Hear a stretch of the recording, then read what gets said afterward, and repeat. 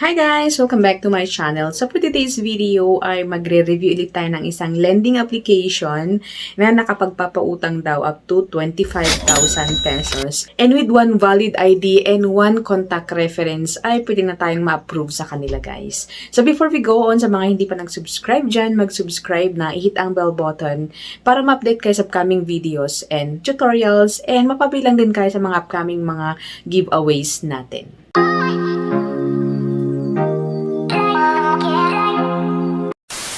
Welcome and welcome back to my channel. So for today's video nga guys, is magre-review ulit tayo ng isa na namang lending application and bagong-bagong application guys. Kasi bagong update lang ngayong 2024 February. So ayon sa kanilang application guys, ay email lang ang kailangan, isang valid ID, ayan, and pwede na tayo makapag-apply sa kanila. Ayan, and 25,000 pesos ang maximum na pwede nating hiramin sa kanila. Ayan. So ayon sa kanilang application guys is fast approval and 0% processing fee. Ayan. So ang lending application na ito guys ay si Salmon Finance Made Simple by Fintech Holding and meron silang 4.6 na stars and 11K reviews. Ayan. So bagong-bagong application guys sa Google Play Store. Ayan. So, sa mga Android na phone ay pwede kayo makapag-apply dito and sa mga iOS ay pass muna guys. Okay? So, pagka-install ng ang application guys is kailangan natin or bubungad sa atin yung sabi dito na before we continue, application need to access the contacts and device location. So, ating contacts and device location, ayan. So, click natin yung continue and then ayan guys, meron silang definition kay Salmon Credit. Unlike a loan, your credit line will remain available as long as you pay the monthly minimum. With one valid ID ay pwede tayo makapag-apply sa kanila. Ayan. So, sabi din dito na guys na ang ating utangin daw sa kanila or ang ating credit line ay pwede nating gamitin sa pay via QR nationwide, emergency fund, budget for big ticket items, bills, ayan, and cash advance. Ayan. So, click natin yung continue. After which guys ay magtatanong sila ng ating phone number. Ayan. So, phone number and mag-create tayo ng OTP or ng password natin. Ayan. And after which, guys, yung personal information na natin. Ang ating first name, last name, email. Ayan. So, ang email pala, guys, ay kailangan active kasi kailangan nilang i-verify yun, guys. Okay? And then, tap natin yung continue. Ayan. So, next is yung ating current address. So, syempre, yung kung saan tayo nakatira, either rent or own. Ayan. So, meron ditong type of housing, length of stay, housing situation. Ayan. And kung ang housing situation natin is owner, ayan, renter, yun ang nasabi ko na kanina guys. So, pili lang tayo doon and then continue na natin. Ayan. So, click natin yung continue and dito na tayo guys. Total amount of money you can get in a month. Ayan. So, dito sa ang pwede nating ilagay ay kung magkano. So, pwede nating taasan kung magkano ang ating income, 50,000, ganyan. And then, continue na natin. So, sabi dito, main source of income. Ayan. So, tatanungin sa atin kung freelancer ba tayo, employment or contract, business, remittance, pension, and others. Ayan. And then, next naman is ang employment detail. Ayan. So, kung anong work natin. Ayan, company name, industry, work, or length of employment, current job title. Ayan.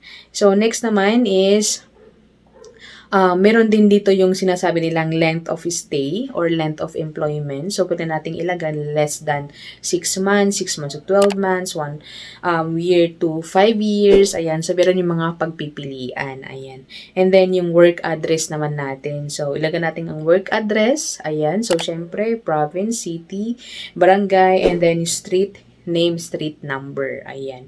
And next naman is yung other source of income natin. Kung meron tayong mga extra na income, ayan. So, like yung ating part-time job, business, remittance, retirement or pension, and others. Ayan. So, maraming mga question dito sa Salmon na ito. Pero very easy lang naman siya, guys. Okay? So, click natin yung continue. Ayan. Sa company reference na. Sa mga reference na. So, ito na yung mga reference na kailangan nating i-provide sa kanila. So, first is yung company reference. Ayan. So, contact number, name, and yung role. Kung anong role niya, kung manager, ayan, supervisor, owner, HR, ganyan.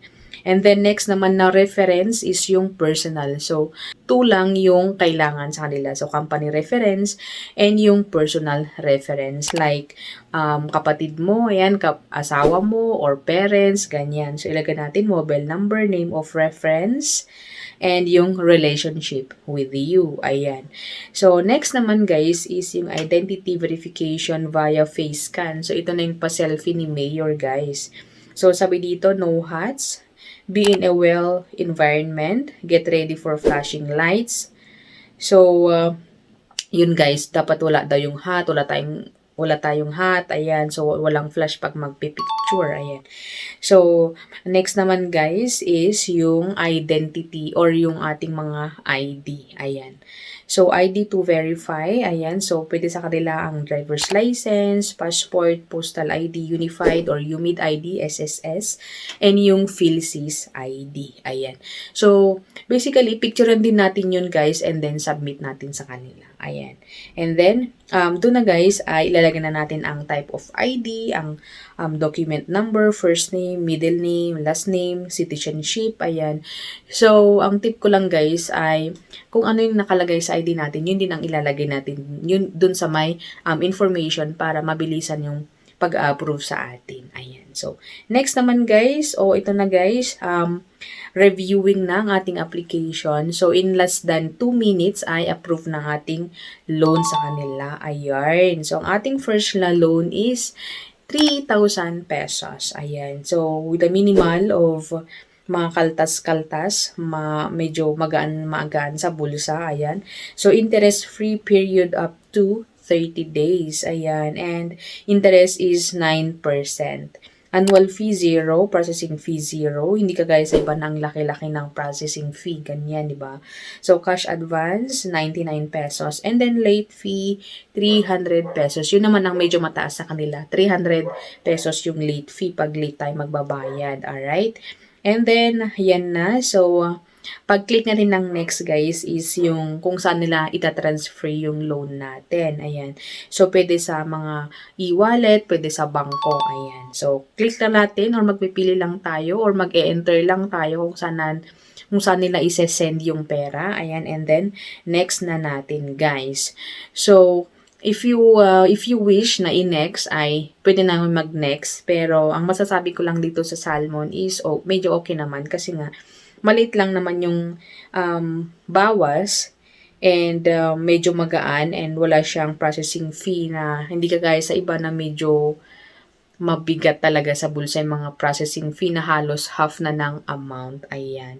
So, yun guys, si Salmon. Ayan. And pwede ko siyang may recommend sa inyo sa mga naghahanap ng mga mautangan ngayong 2024. And I hope ng video ito ay nakatulong din guys. So, thank you for watching and see you on my next one. Bye!